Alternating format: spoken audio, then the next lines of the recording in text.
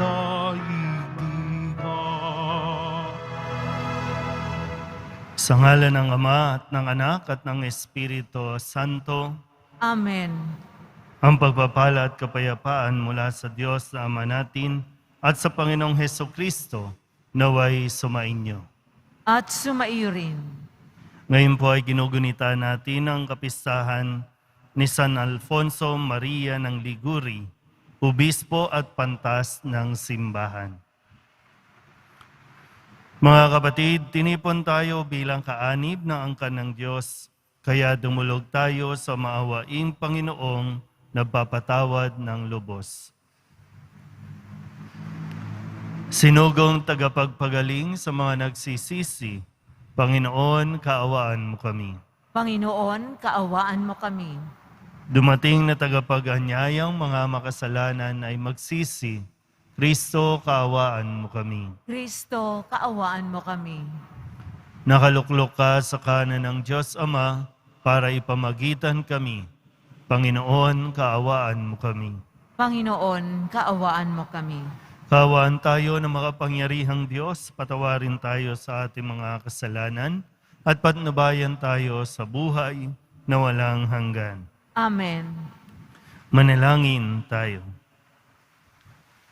Ama naming makapangyarihan, lagi mong dinudulutan ng mga bagong uliran sa kagitingan ang iyong sambayanan.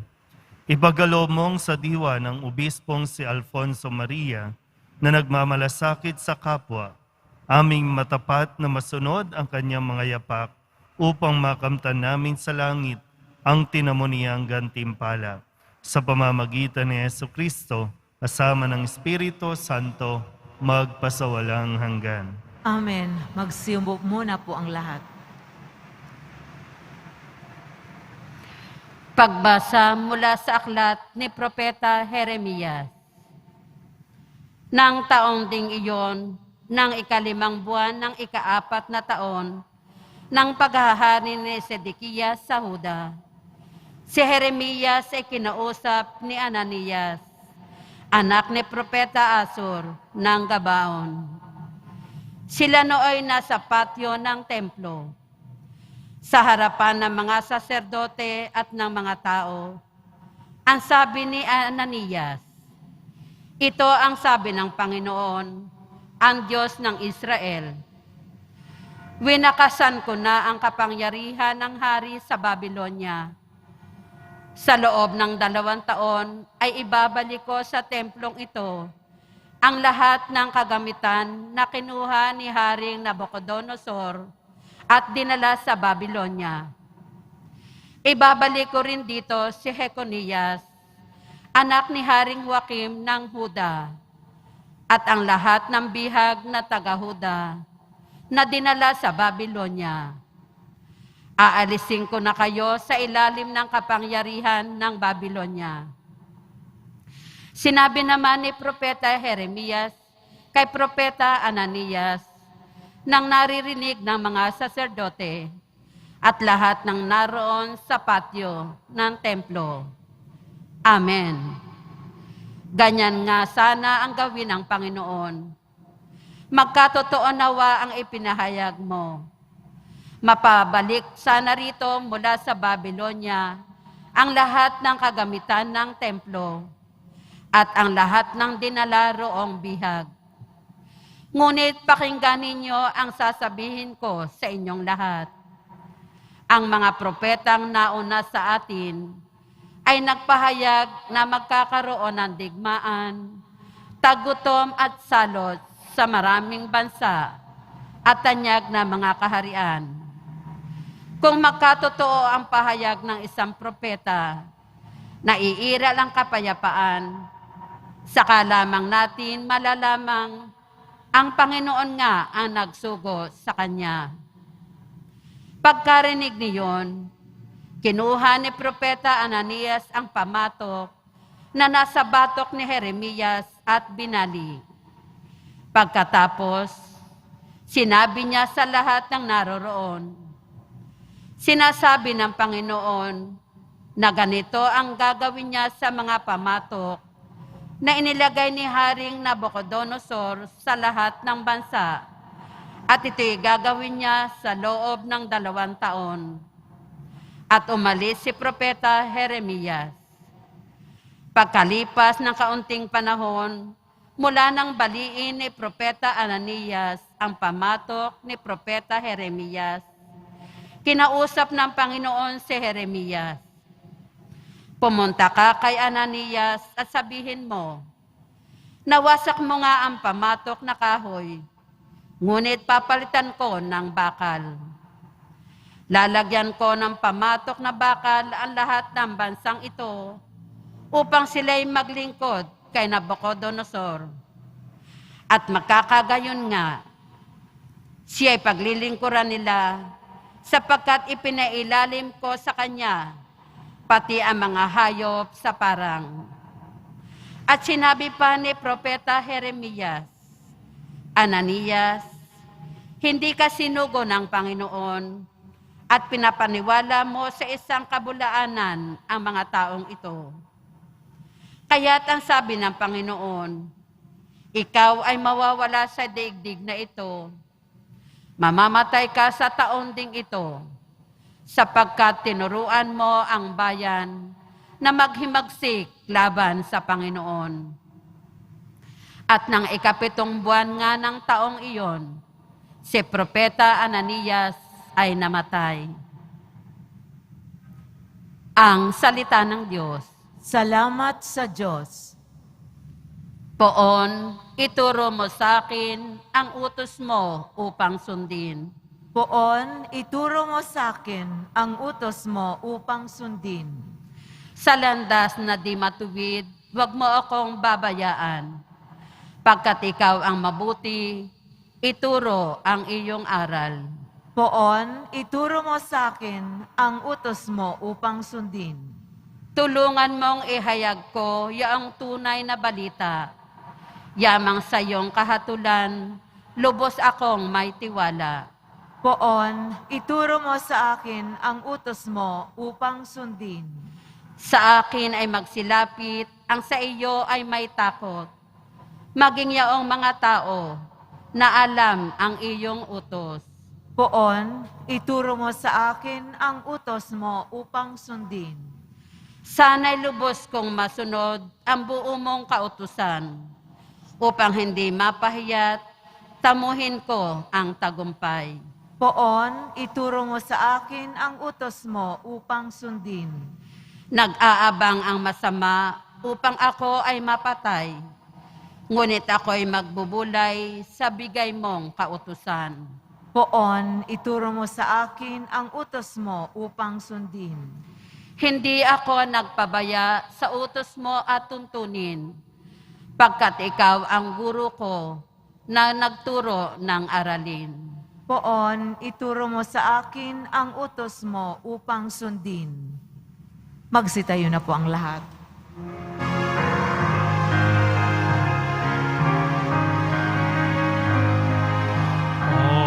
Hallelujah, hallelujah,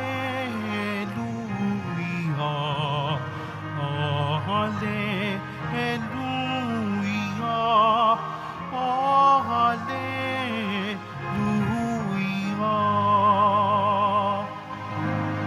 Ang tao ay nabubuhay sa salita ng may kapal na pagkain kanyang hangbigay. Hallelujah, hallelujah, hallelujah, hallelujah.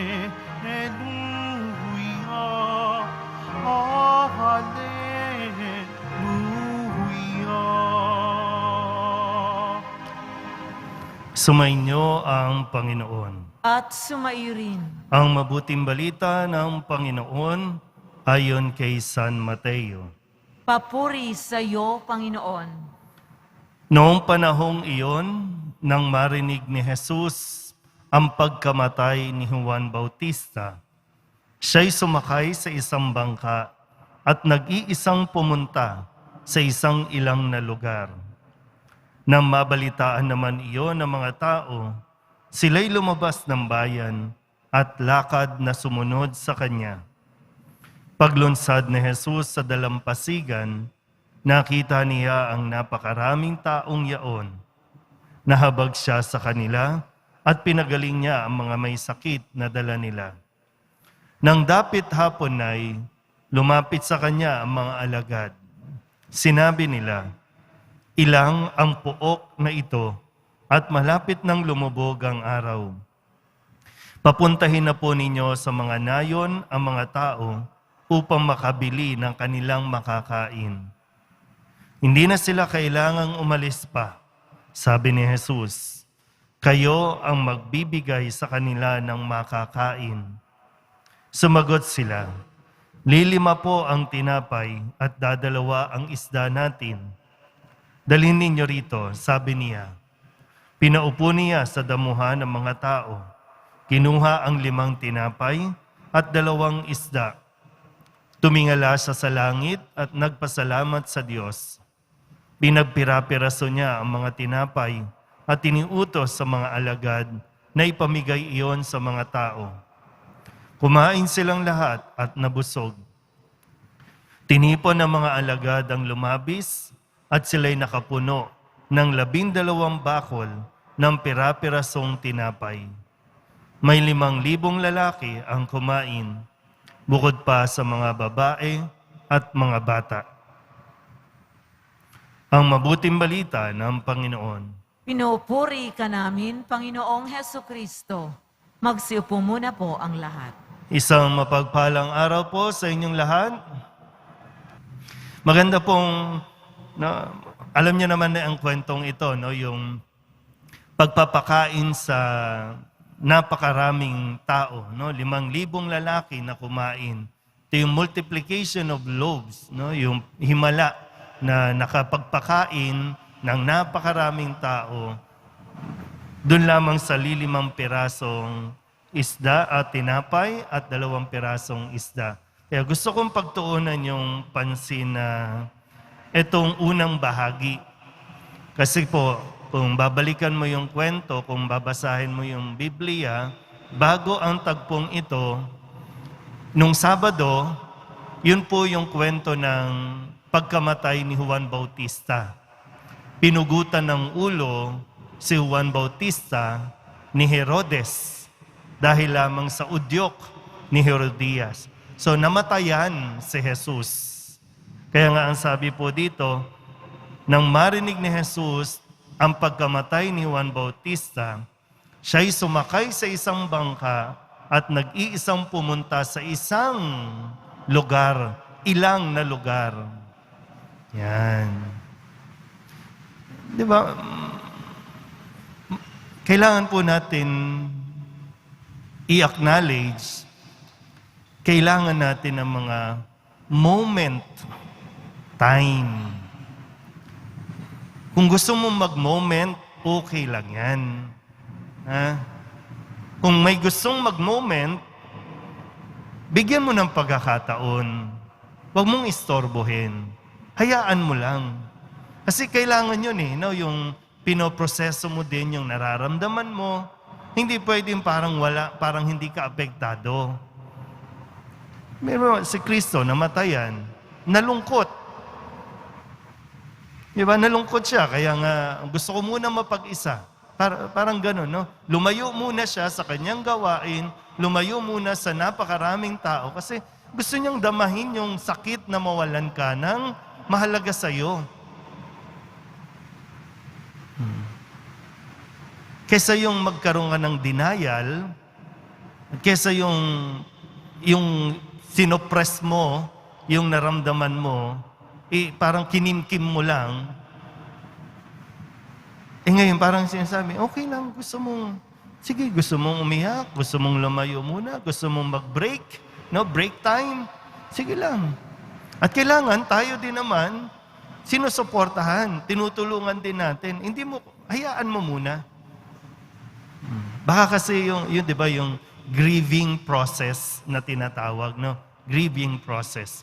Pwedeng hindi lang tao ang nawala sa'yo, nawalan ka ng trabaho, bumagsak ang negosyo mo. No?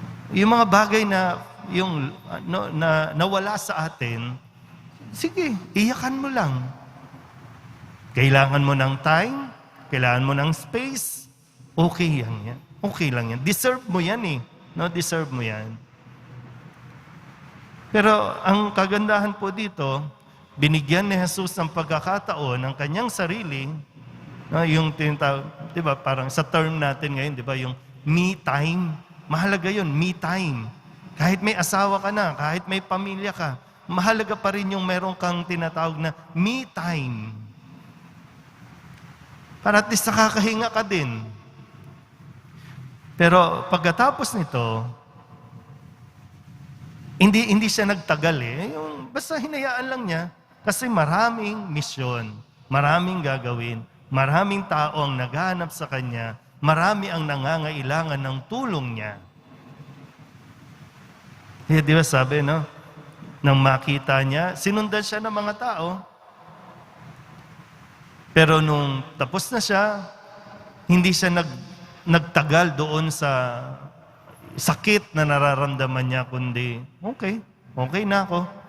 Eto, buhay pa ako, wala na si Juan Bautista, patay na siya, buhay pa ako, mayroon pang misyon, tuloy ang misyon.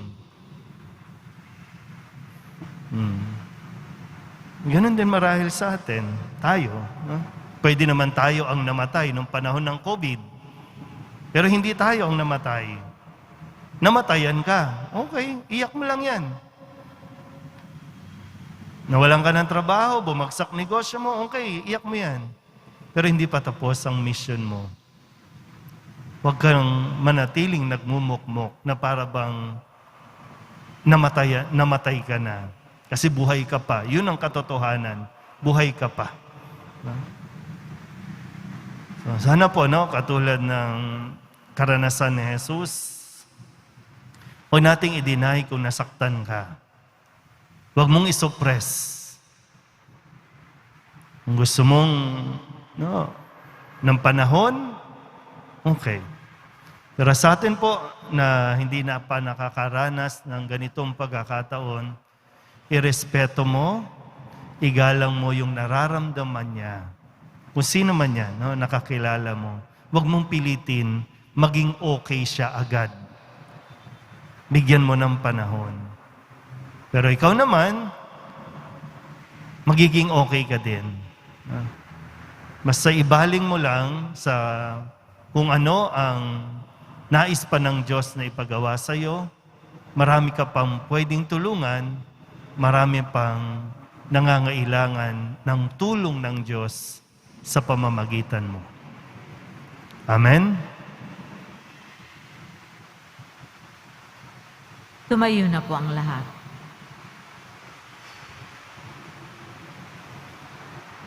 Natitipon tulad ng napakaraming tao sa Ebanghelyo na nagugutom sa salita ng Diyos, manalangin tayo ng may pananalig sa ating Amang nasa langit na hindi nagpapabaya sa kanyang bayan sa kanilang pangangailangan.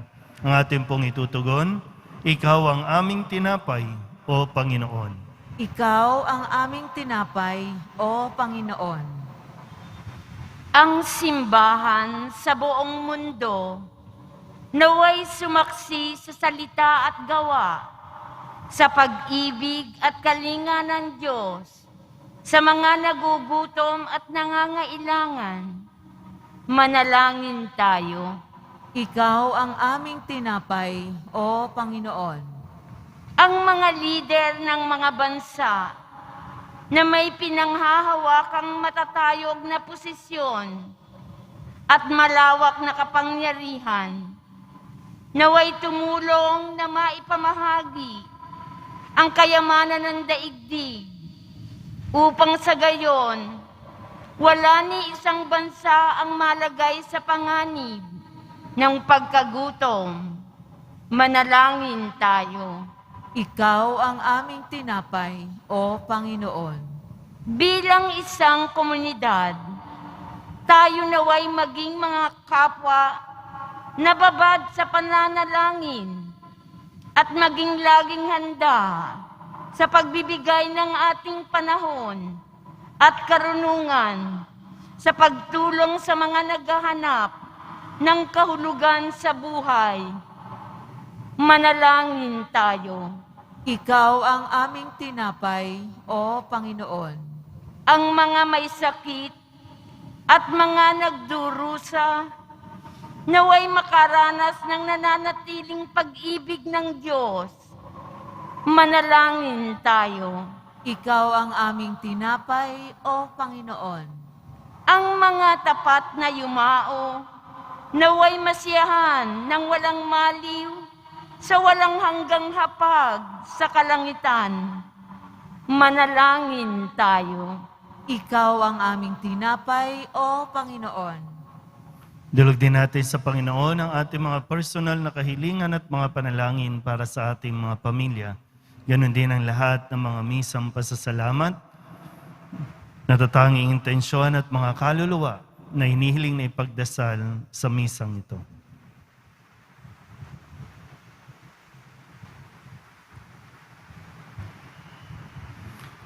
Ang lahat ng ito inihiling namin sa ngalan ni Kristong aming Panginoon. Amen. Magsiupo muna ang lahat.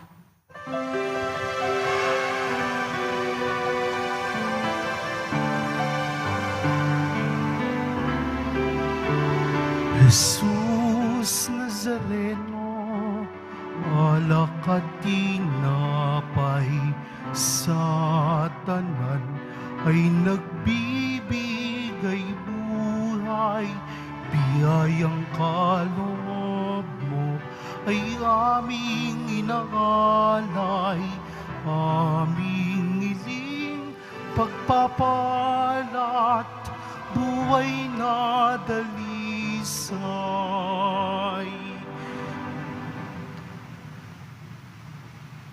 Magsitayo ang lahat. Manalangin kayo mga kapatid upang paghahain natin ang kalugdan ng Diyos Amang makapangyarihan. Tanggapin nawa ng Panginoon, ito ang paghahain sa iyong mga kamay, sa kapurihan niya at karangalan, sa ating kapakinabangan at sa buong sambayanan niyang banal. Ama naming lumikha, pag-alabin mo ang kalooban namin sa ningas ng iyong Espiritu na ipinagkaloob mo kay San Alfonso Maria para maipagdiwang ang paghahain ito at sa pamamagitan nito, ikaw ay mahandugan ng sariling pamumuhay bilang banal na alay sa pamamagitan ni Jesucristo kasama ng Espiritu Santo magpasawalang hanggan. Amen. Sumainyo ang Panginoon. At sumaiyo rin. Itaas sa Diyos ang inyong puso at diwa. Itinaas na namin sa Panginoon. Pasalamatan natin ang Panginoong ating Diyos. Marapat na siya ay pasalamatan. Ama naming makapangyarihan, tunay ngang marapat na ikaw ay aming pasalamatan sa pamamagitan ni Jesucristo na aming Panginoon. Ngayong si San Alfonso Maria ay pinararangalan sa pamumuhay niyang totoong uliran at pagiging maaasahan sa panunungkulan, kaya't si Jesucristo na maaasahan sa katapatan ay inihayag sa pangangasiwa sa sambayanan. Ang malasakit ng mga ulirang tagapangasiwa noon ay nagpapatuloy magpahanggang ngayon sa mga panalangin kanilang iniuukol, kaysa ng sambayanan mong dito'y nagtitipon. Kaya kaysa ng mga anghel na nagsisiawit ng papuri sa iyo, nang walang humpay sa kalangitan, kami nagbubunyi sa iyong kadakilaan. Santo, Santo, Santo, Panginoong Diyos ng mga hukbo, napupuno ang langit at lupa ng kadakilaan mo, o sana sa kaitaasan.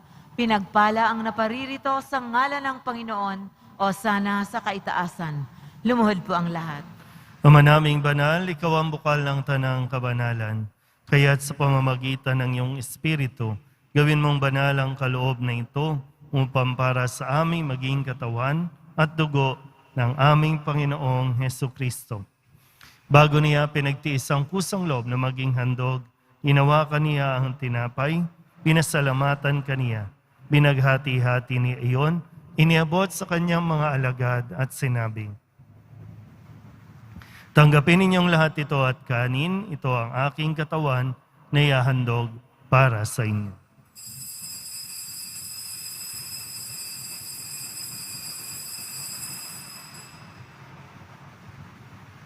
Gayun din naman nung matapos ang hapunan, hinawakan niya ang kalis, muli kaniyang pinasalamatan.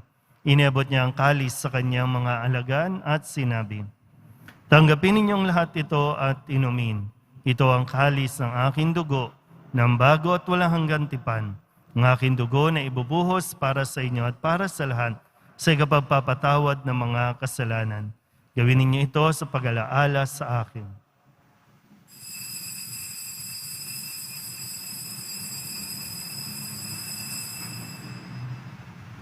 Tumayo po ang lahat. Ipagbunyi natin ang misteryo ng pananampalataya. Si Kristo ay namatay, si Kristo ay nabuhay, si Kristo ay babalik sa wakas ng panahon.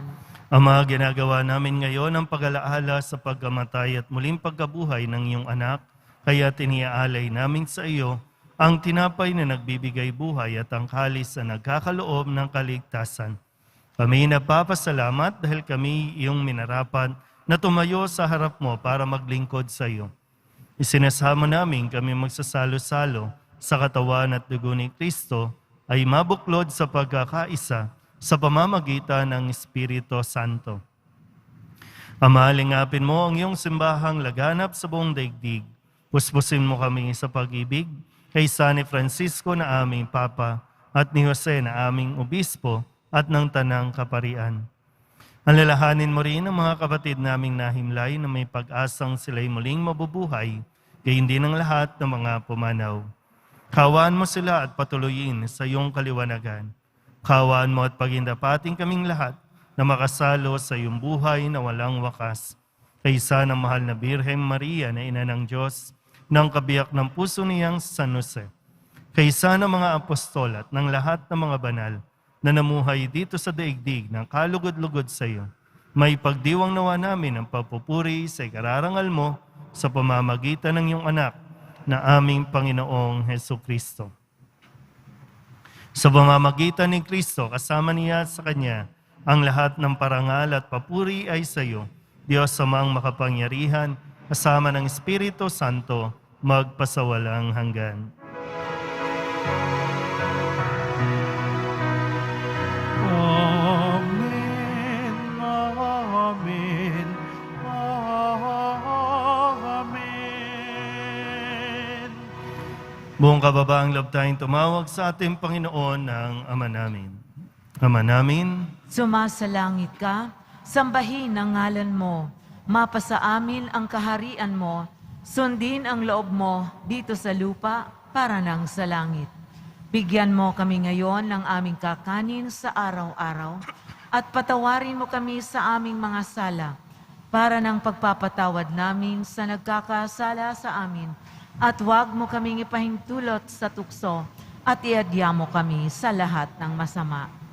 hinihiling namin kami ihadya sa lahat ng masama, pagkalooban ng kapayapaan araw-araw, iligtas sa kasalanan at ilayo sa lahat ng kapahamakan.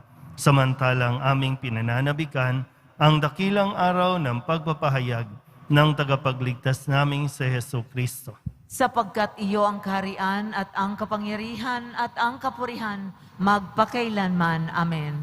Panginoong Hesukristo, sinabi mo sa iyong mga apostol, "Kapayapaan ang iniiwan ko sa inyo, aking kapayapaan ang binibigay ko sa inyo. Tunghayan mo ang aming pananampalataya at huwag ang aming mga pagkakasala.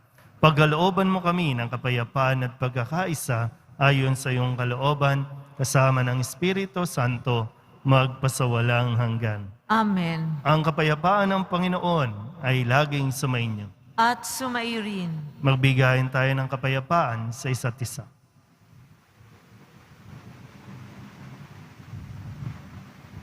Kordero ng Diyos na nag-aalis ng mga kasalanan ng sanlibutan, maawa ka sa amin.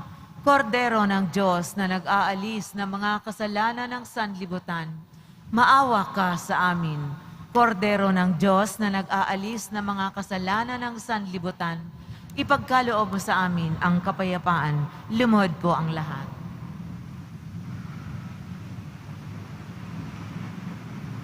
Ito ang kordero ng Diyos.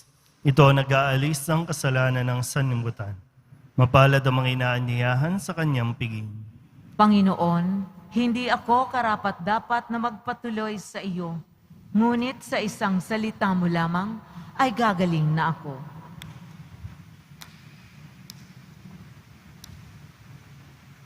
Katawan ni Kristo, Amen.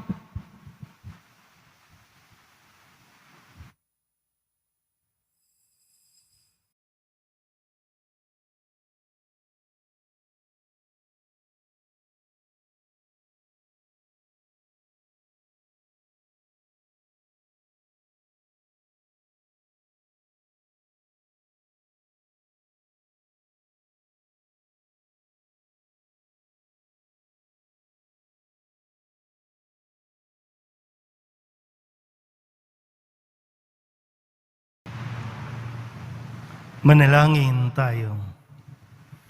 Ama naming mapagmahal, binigyan mo ng pagkakataon si San Alfonso Maria para matapat na gumanap at maglahad ng paghahain ng pakikinabang. Lagi nawa naming tanggapin ito sa pagtanggap namin ay tumanaw kami ng utang na loob sa iyo. Sa pamamagitan ni Jesucristo kasama ng Espiritu Santo, magpasawalang hanggan. Amen. Sumainyo ang Panginoon. At sumaiyo rin. Manalangin tayo para sa pagbabasbas.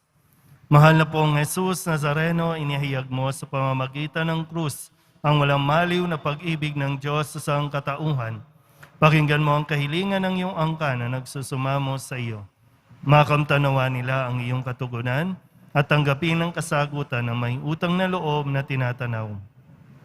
Basbasan din po ninyo ang mga dala-dala nilang mga imahin at dasalan at lahat ng mga may karamdaman. Sa pamamagitan ng bendisyon na ito, naway maalala nila ang mga pangako nila noon sa binyag na ikaw ang kanilang ibigin at paglilingkuran bilang Panginoon magpasawalang hanggan. Amen. At papalain kayo ng makapangyarihang Diyos, Ama at Anak at Espiritu Santo. Amen. Umayo kayong taglay ang kapayapaan ng Poong Jesus Nazareno. Salamat sa Diyos. Magandang araw po.